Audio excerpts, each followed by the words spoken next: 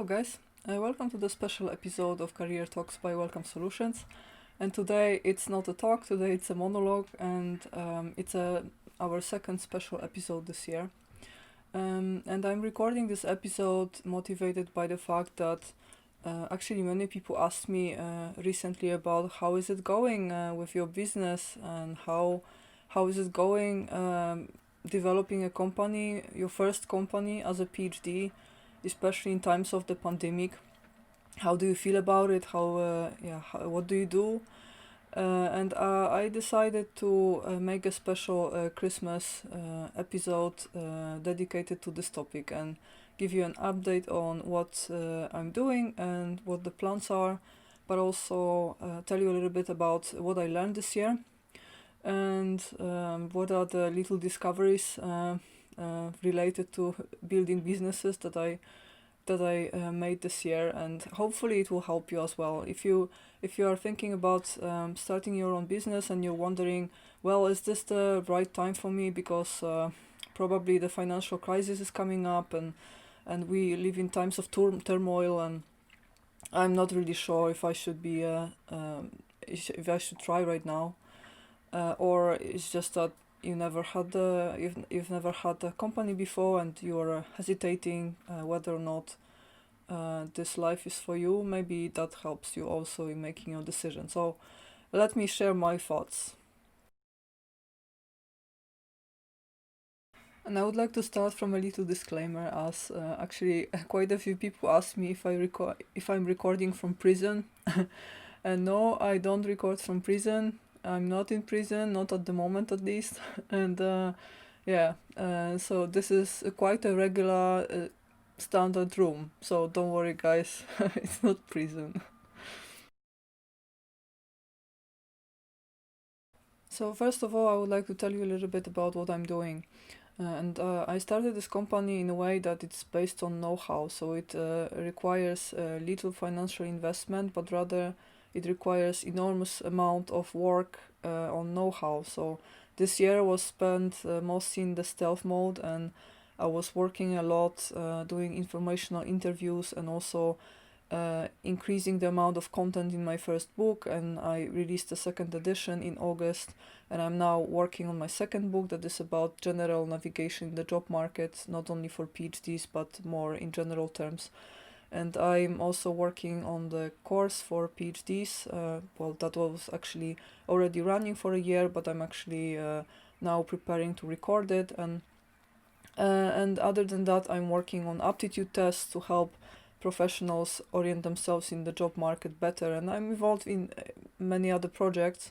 So it's a lot of work, but the real results will come later. So it's actually a year of production and not a year of sales for me. And I think this is the start of the greatest journey of my life, perhaps. I already love it, and I think it was a good decision. But I will have to wait a little longer to see, results and influence on my life, I think. But I really like what I'm doing. Another question I often get is, how does your company operate? So I can tell you that at the moment I'm working with subcontractors only, but I really think that this is the best system, at least for now. And I always liked the partnership the most as a type of relation with other people. And I think that it works better for me to work with independent people who have their own businesses, so that we talk like equal and independent advisors as well. And this comes at the price. For instance, if I want to have something done, I sometimes have to accept that someone else has another project on their plate. They will not get down to my project today, even if I wish so. There is no free lunch. Everything comes at the price. But I still think that for me it works best. And currently I'm just waiting for my graphic designer to come back from I don't know where, because he's not online for a few weeks now. But this happens. He's an artist, and I have to take it, and And I think that this works for me. And even when the company grows and starts making more profits and starts, I involved in even more operations, I think I will keep this system for as long as I can, because I think that I like this. I like this the way it is, and I also think that there is some added value to just choosing people who are best for a particular task, right? So if you have an employee, you have to then use this human potential every day during working hours. Sometimes there's more work, sometimes there's less, and everyone has their specialty. Everyone is good at different things, but if you have a small group of employees, like they have to often involved in activities that they are not specialists at. But if you work with subcontractors, then you can think, well, I have this particular challenge, who would be the best person to call right now? And you always take the best person for the challenge, and that's I think just so much more efficient for me right now, that I think I will keep this system for as long as I can. And now I would like to proceed to talking about 10 things that I learned this year while running the company. And I could talk for hours, but I just chose 10 things that I think are the most important ones. So first of all, what I learned is that business is a school of life, and this is actually the first time when I think I got over wishful thinking. And when we do academic work, we are always kind of rewarded for wishful thinking. For instance, the whole grant system, what is it actually? We basically we make promises based on a previous literature, and we get money on the table before the project is done. When you do business, you only get money on the table when there is a real value in what you already did, and you can prove this value and actually persuade another person to invest in the product that you produced, and if those people are happy, then the good word about your company propagates, and then more people come in. So you have to produce quality first, and you cannot just promise that you will do something. You have to do it. And I think that ever since my contract expired, I started growing up much faster than previously, because wishful thinking is punished in business. If something doesn't work, you have to change the plan. Like, no, your ideas will get verified quickly if what you working on has no beneficiaries, no people come in to really test and get your product. Then that means you have to change something. You have to change the target group, or you have to change the product. You can't just sit and wait or apply for a grant. Well, there are some grants for entrepreneurs, but I think that I'm not a big fan of supplying company from grants, because it's, after all, this is not sustainable. So I think this is a bit artificial system of building companies. Um, uh, so uh, so at the end of the day, you know, everything you do gets verified very quickly, and now I can understand why, when I talk to friends who have companies, who build companies already in very early age, when they were 20-year-olds, I get the same vibe as when I talk to people who are of my age but spend all this time solving equations. It's just, as soon as you have a company, you become much more down to earth, and you have to you have to get over wishful thinking. So I think I grew up this year, and also ever since my contract expired, I think I'm a completely different person than I was before I started.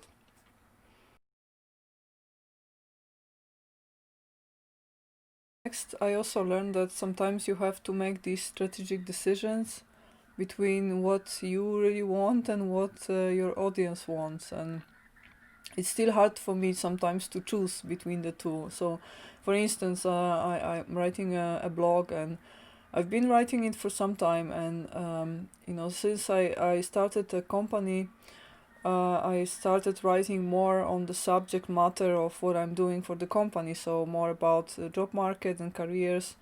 And I can see from the statistics that most of the people who visit this blog are interested in the content for PhDs, because that's how they usually find me. They find me through some other media, and they see that I'm occupied with this topic. That's why they try my blog.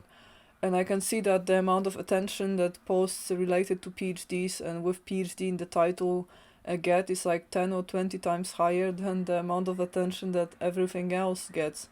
But for me, the issue is that this everything else is more interesting for me often to write about, because I like writing essays that introduce my general viewpoint on some topic, something interesting that I noticed about the society, or about the current situation, about yeah, very general topics. But I like writing these short pieces that are like commentaries on the situation, and I also not this audience for this blog is not big, but I also have to say that there were quite a few interesting people that came to my life just because they found my blog, and they read some of the posts, and these were not necessarily these popular posts. These were the posts that I actually like to write the most. So I have this dilemma now. What do I do? Do I go for short-term goals for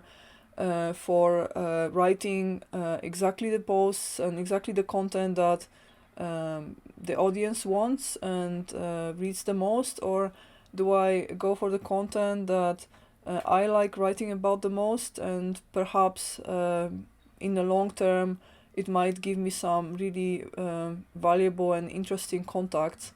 And I also have to say that I learned the most about writing from writing essays, so writing these unpopular topics, and that made me a decent writer, and decent enough to start writing books and feel very confident about my writing skills. So what do I do? Do I go for a short-term strategy that will increase the amount of awareness about my company and probably also the sales for courses for PhDs, or do I go for long-term strategy and invest in my writing skills that will not give me any income in the short term, but will profit me in the long term, and also probably contact me with some new interesting friends who do very interesting things in their lives. And so what should I choose, right? So I have this type of dilemma, and there will be a lot of dilemmas right now like this on the way. And I also have to say that you have to sometimes choose between whether or not you're going the short way or the long way, because there are different ways of building a business. So even to build an online business, you can do it the short way, the fast way, and you can just sell products from other people. You can that's the simplest strategy, or you can pretend that you sell your own products, but in fact you're only compiling other people's products. For instance, some people just read 10 books on the subject matter and then compile this information and write their own book, and that's the most lazy way of writing a book. But what does that book bring? Like, there is no new content there, so it's like takes 10 times more time to actually do your own research and put together your own insights, but then this book actually represents something, right? So I decided to do things slow way and actually produce some original content and just don't go for any of these shortcuts. But of course that comes at the price that everything takes longer, and it will take enormous amount of time before this whole investment in the products and in what I do yields any substantial income. And yeah, I just chose the difficult way, but I couldn't do it.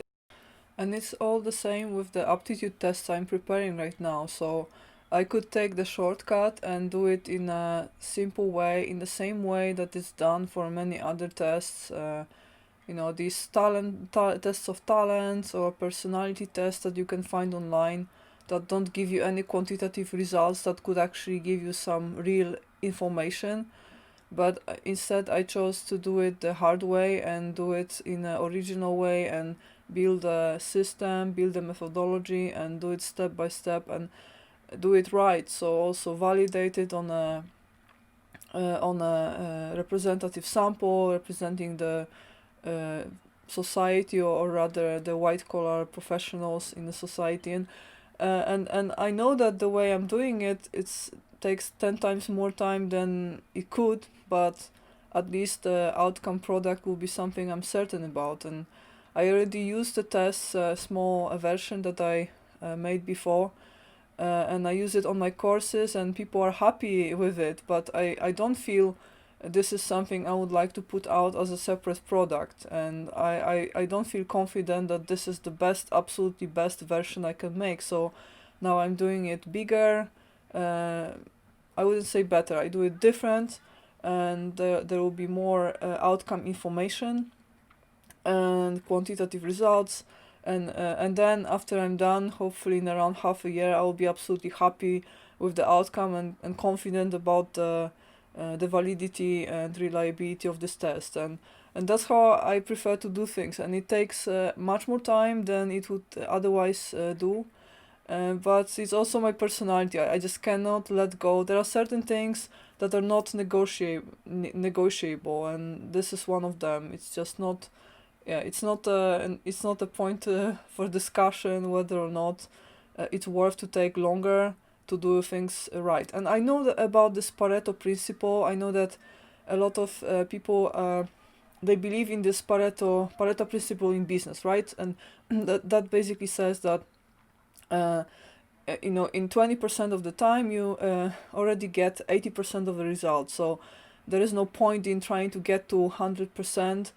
Because it takes you so much more time than just getting the first 80%. So you should be just happy with 80%. But just a few years ago there was a premiere of this famous Polish game Cyberpunk 2077, and I'm quite emotional about it, because I was a holder of CDR Project shares for some time, and I have to say I made some income on that. It was a good share to hold.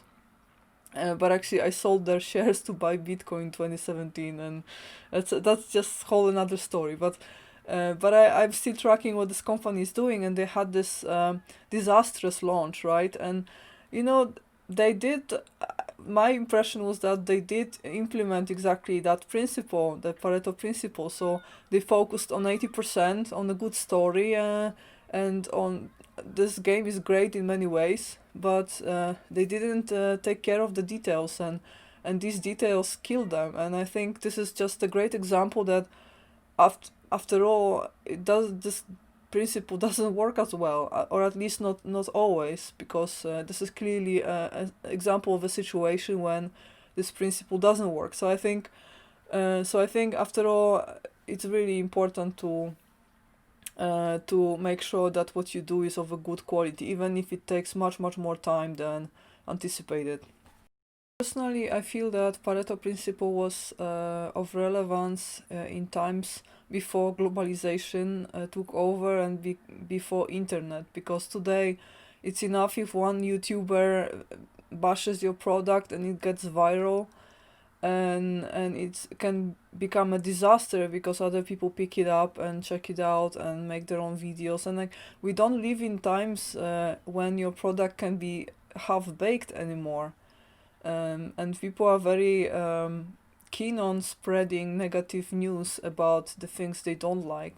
If someone doesn't like some features in your product, they are much more motivated to share the news than if they like your product. Actually, there was some research on this and showed that good news, a person, like on average, a person spreads good news to 3 other people, but spreads bad news to 8 other people. So bad news spreads much faster, and I think this is yet another reason to take care of the quality of what you do. And third thing I would like to tell you is that once you start developing a company, you slowly become company centric, and at some point you really start thinking okay, about every single task and every single activity, does this benefit my company? And it's really, I mean, I like it. I always had this problem that too many things seemed shiny to me, and I used to procrastinate the projects that were complex and difficult, and I had some bottlenecks in these projects with other projects, like side projects, and I had very difficult PhD projects, so I was just getting involved in hackathons and some other activities just to forget about this problem for a while. But now, what also relates to what I said before, I became very practical and down to earth. And when before I engage myself in any activity, I always ask myself, what is the long term goal of this task? And sometimes I have to reevaluate, because sometimes something that seems useful at first doesn't turn out to be useful in the end. And for instance, at this stage, I just entered a B2 level of the Dutch course I'm doing, and my Dutch is still miserable. I don't feel I can even communicate fluently in Dutch, and I've been learning Dutch for like 2 years now, and I feel I had to put incredible amount of time and attention, uh, mostly because I just don't have these natural language skills, and it takes me a long time and a lot of effort to learn a language. And this year I was taking a very intensive course that was altogether 5 hour lecture and probably another 5 hour of homework. So I would say about 10 to 12 hours of commitment every week. And that was a long, that was a lot of time. And this time was usually in the evenings when you're supposed to rest. But instead of resting, I was trying to put as many new Dutch words in my mind as possible, and that didn't serve me well, like for my mental health, and I don't really see how this benefits my company right now. So this was my main reason to start learning in the first place. I felt, when you do business in the Netherlands, you would rather learn Dutch, right? It makes perfect sense. But now I feel, well, most of the meetups I'm going to are in English, and most of my friends speak English perfectly. Like, why, when do I benefit? And my Dutch is still very poor. So now I'm thinking maybe it would be actually a good idea to abort this course, even though it's a good course, and I had an opportunity to take it for free. So it sounded like an opportunity, and I clearly learned something. But now when I'm thinking, okay, in what other ways could I allocate the same time, then I'm thinking maybe even resting in this time would be better for my company rather than learning Dutch. So it's counterintuitive, but in the grand scheme of things, you always have to look at the consequences, and sometimes you have to reevaluate what is actually useful in the long.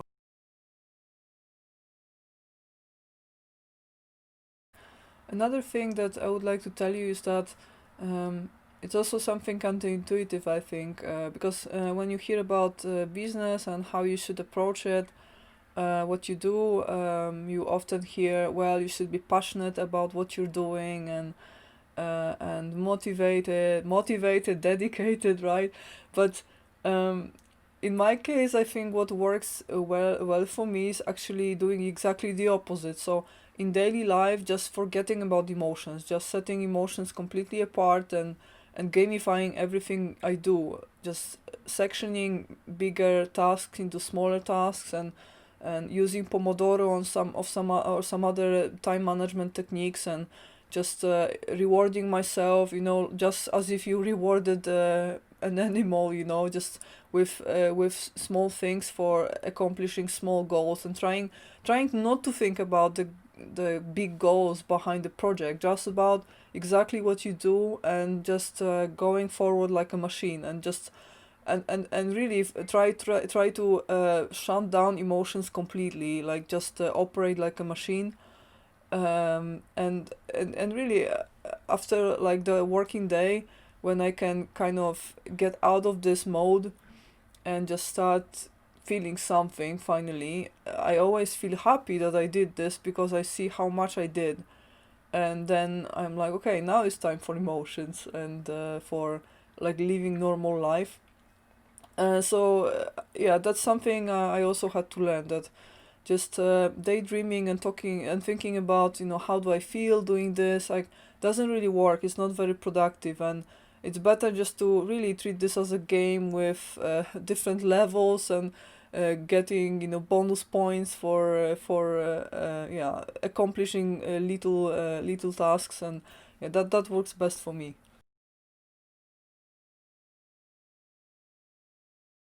Next thing I would like to tell you is that actually the way you make effort is a bit different in business than it is while doing research. And when we do research projects, we engage intellectually for many hours on some very focused task.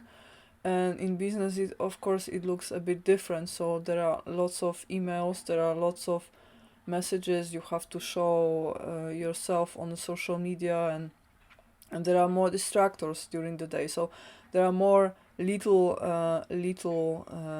tasks to do, and you sort of burn more calories in some ways, and for me the working day is also long, and I feel that I have to respond to certain in certain situations. You have to respond because otherwise you lose opportunity. For instance, if you get an email from a potential client, then you have to respond, because otherwise you will likely lose this person. So you have to be kind of around all the time, and I can feel, I can see for myself that I'm burning. I just burn more calories. It's less focused work, less intellectually challenging, but more energy that I have to put into it, just physically. And I'm not surprised why entrepreneurs often work out. Actually, I myself, I hate exercising, so I just almost don't do any exercise. But nevertheless, even though I don't move around at all, I still lost like 10 kilos this year, and it's only due to doing work that is actually sitting work behind a computer, but it's just this different way of working, and I think this is why I burn so much energy. And I was eating 5 times a day this year, and like eating itself takes me like 3 hours during the day. So I was like, how is this even possible? Maybe I have some parasite or something, because how is this possible that I don't move and I still lose weight so fast? And I think this is the reason. I think I'm perfectly healthy, by the way. You don't need to worry about me. But I just want to tell you that at the end of the day, I'm I'm tired, as if I just did run a long distance, like at least a few kilometers, and every single day. So you can be prepared that you will burn calories in the process.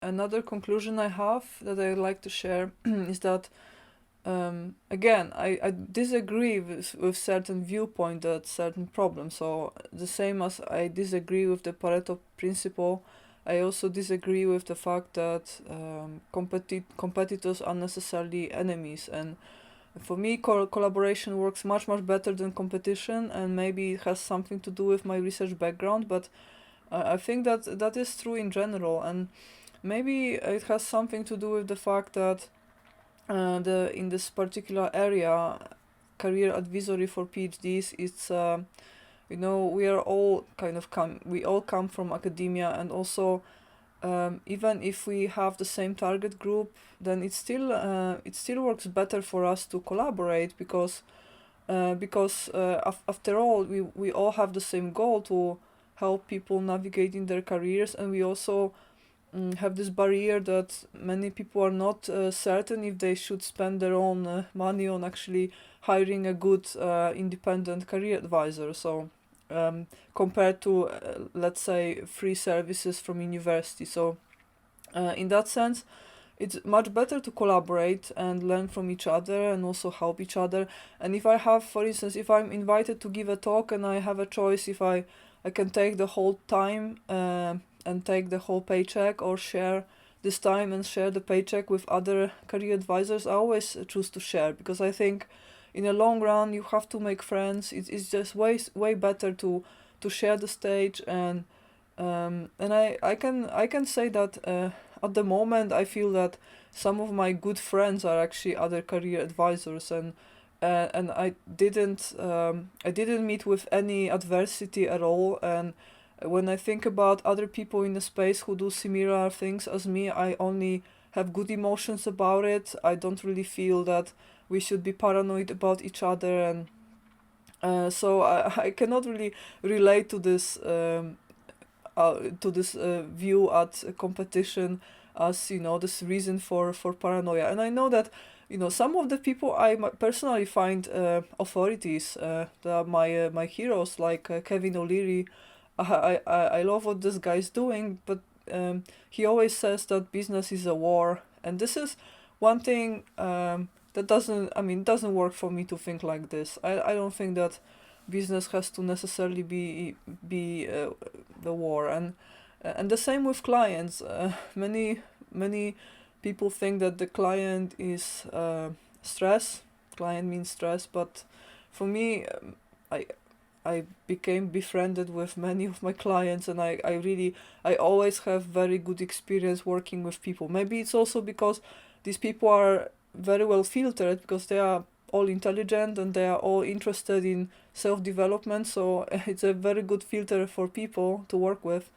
But I only have good experience. I never had any problem, like personal problem with anyone, and everyone is always determined, very motivated to work, and yeah, I only can say good things. So I cannot really relate to this traditional view at business, and I think that it's probably true about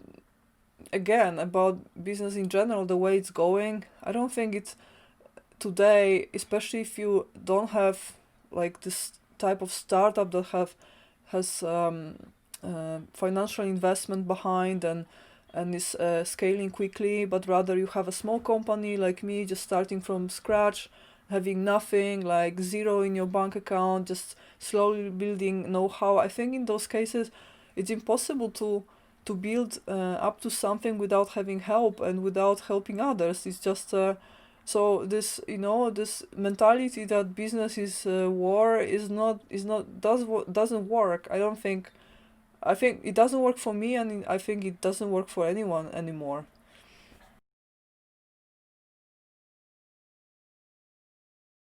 And now let me discover America. Let me say that the next thing I learned is that sales is difficult. So I heard it a lot before, but I was a bit skeptical. I was thinking, how hard it can it be, right? Like this doesn't, you know, making ads or actually spreading the news about what you do. As soon as you have good product, that shouldn't be a problem, right? Well, part of the problem is that we have a crisis, so this year is probably much harder than it would be otherwise, because normally people actually talk about what they found and good news at lunch breaks, and we have no lunch breaks today, so maybe that's also why it's harder to spread the news about what you do. But actually, yeah, I have to admit, sales is not easy, and but I knew that you know, this is something I have to invest more time later, so I focused on the products first. But actually, I'm planning to take a course in sales and in marketing starting in January, and just improve on my knowledge in this area. And it's actually also that to do marketing online, it's hard for many reasons. One of the reasons is that well, it's much harder to find a good person who is a specialist and is also charging reasonable prices online, that than finding, let's say, good graphic designer or a good programmer, good developer. Actually, I found both front-end and back-end developers that are charging very reasonable pricing and doing great stuff, and the graphic designer as well. These folks are doing great stuff, and they were not that difficult to find, but to find the person who is actually expert in marketing, there are people out there who do it on a really good level, but they know how much their value is, so they charge accordingly. So you won't be able to get their advice for less than at least few hundred euros per hour. So it's a astronomical levels for me.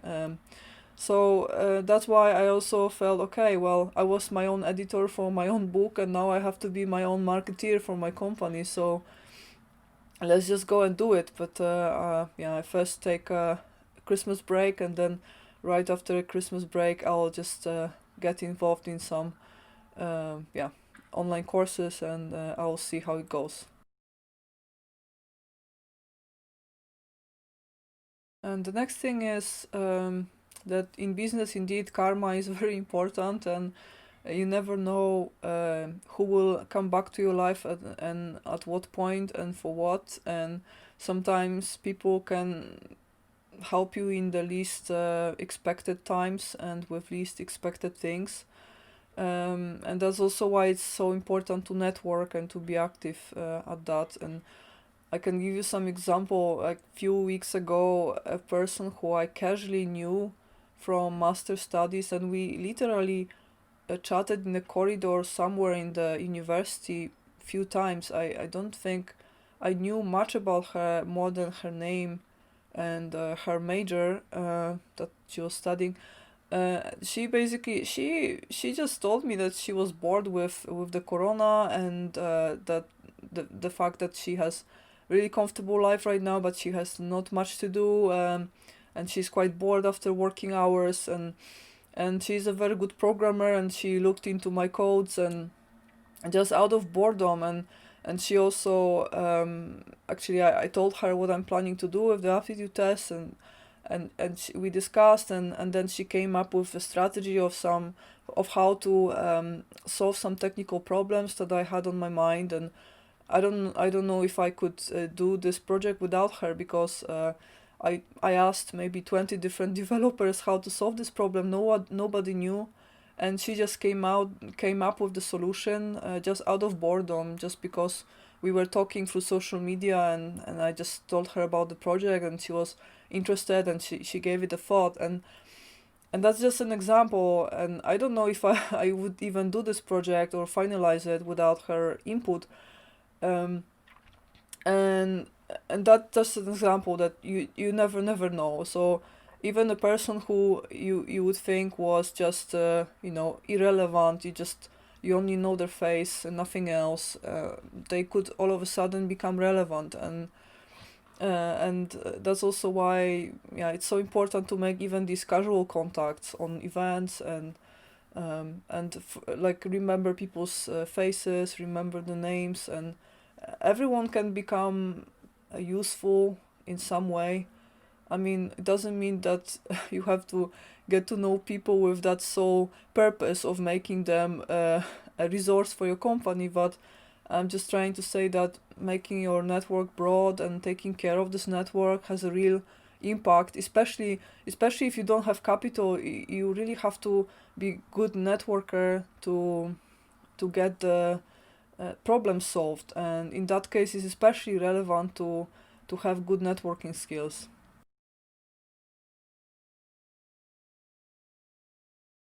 Next thing I'd like to tell you is that your boundaries will shift in the process. So if you don't feel like you're capable of accomplishing certain task right now, doesn't mean that you won't be in a year or two, because to make your company roll, like you will actually yeah, you will get out of your comfort zone, and you wouldn't believe how much you can change in a year or two. So if someone told me 2 years ago that I would ever write a book, I would just laugh at them. And if someone told me like a year ago that I would have a YouTube channel, then I would laugh even harder. It's just something that would never come to my mind. And I don't know what I'm going to do next, but at this moment I don't really even can come up with something that I would be too scared to do, really, because I really, like, once you start a company, it's like a baby, then you are like, okay, I have to protect it, without me it will die. You basically cross your boundaries all the time, and So if you feel too intimidated to start a company, or you're thinking, well, I'd like to do this, but it's not for me, I'm not the kind of person who could carry this project, then think twice, because your boundaries will naturally shift in the process. And lastly, well, you don't need to have it all, because um, there's this stereotypical view of an entrepreneur, and the blueprint of how the entrepreneur should be, and that you should be this visionary and inspiring, good speaker, and yeah, and you have to be, make impression on people, so be sophisticated, right, and funny, and this and that, and there are so many different things about the mindset and lifestyle that you would have to fit to actually become a material for entrepreneur, that I just didn't take this risk too seriously. And I have some personality traits that are clearly helping me with building a business. For instance, like simple example is I have endurance, and like if I'm set, have my mind set on some goal and some project, I can go on for months or even years without gratification, and that's something very useful in business. Or I come up with new ideas all the time. I never suffer from lack of ideas, rather lack of time. But these things help. But I also have features that clearly don't help to be entrepreneur. For instance, I cannot really get over losses easily, and I have regrets. Like most people who have companies say, well, I never regret anything, everything is a lesson. But for me, not everything is a lesson. It's like, if you lose money, you lose money, and I just regret it. If you choose studies that don't give you absolutely anything in adult life, then this a major loss of time. So I regret it, and so I regret many things. Like after my fiance disappeared, I didn't date anyone for 6 years because I couldn't even, set my mind on the right track. And after I lost money in crypto, I didn't even read about blockchains anymore for like 2 years straight, because I couldn't really stand listening to talking about prices of crypto. And it always takes me a long time to get over regrets. And pretty much all my friends who know this, they were telling me, don't start the company, you're not made for this, you will never make it, it's not, you don't have this personality profile for entrepreneur, you can never be successful with this. And I was like, well, if I cannot stand failure, then I have to build a type of company that can't fail.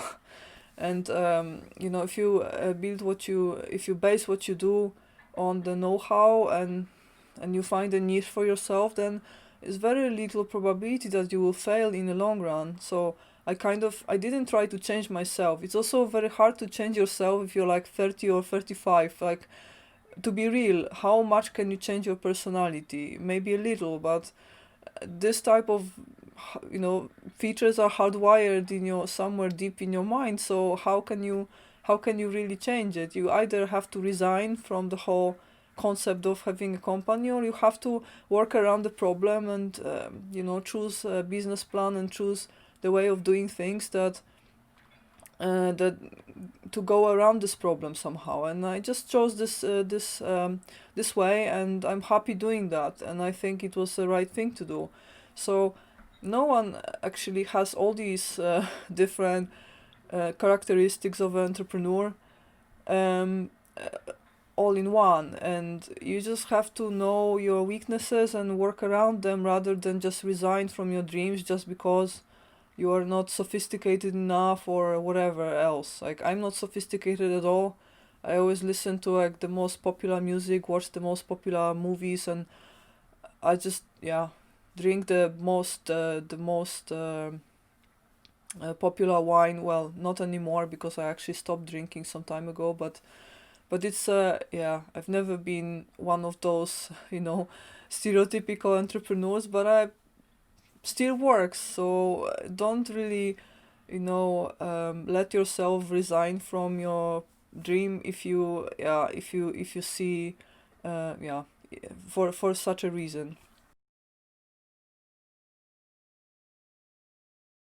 Lastly, I'd like to discuss whether we live in good or bad times to start a business. Well, like there are always some obstacles, and I think these times are in no way better or worse than any other times.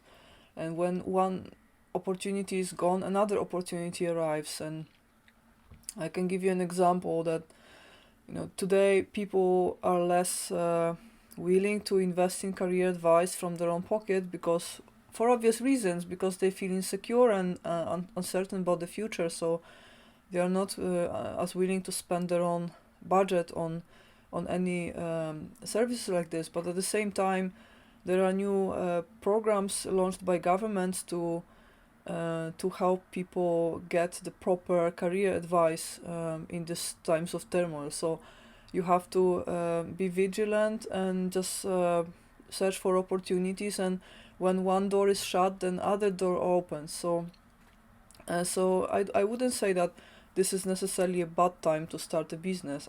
From my experience, I think, uh, well, maybe, yeah, without Corona, I mean, the dynamics in the company would be different, and probably also what I'm doing would go in a little bit different direction. For instance, I had to put the project related to recruitment program on hold for now, because companies are not as willing to test new recruitment practices in today. But I will come back to this project later after the crisis.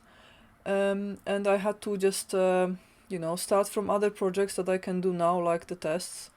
But in a grand scheme of things, in the long run, it doesn't really matter. It's just I just had to reshuffle the order of what I'm doing, but my whole plan of what I want to do didn't change much. And I wish I could show you the whole business model that I kind of drafted in the beginnings of this year. It's quite ambitious, I think, given how small this company is. But I think it would be wiser to show it next year, because so far I didn't really put many of these ideas to life yet. I'm still working on them, so in a year from now I will be able to better tell you which of these projects actually work and which of them don't. So I'm willing to do this in a year from now, and I think it's an interesting one, but let's see if it works the way I expected.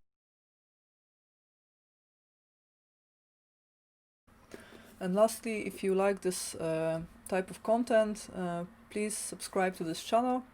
And I would also like to mention about my book, which came out some time ago. It's actually almost 300 pages of a book, quite a read, and I would like to encourage you guys to try this book, because it's all my knowledge put in one booklet, and I think it's actually everything you need to know to start a new career in industry. And yeah, I'm very emotional about this book, actually, maybe because it's the first one, but I put a lot of heart in it, and people tell me very, very good things about it, people who read it, so I'm sure you won't be disappointed. All the best in the New Year's. Take a proper rest, and see you next year. Hopefully, much better year than this one. And take care, guys. Have a nice day.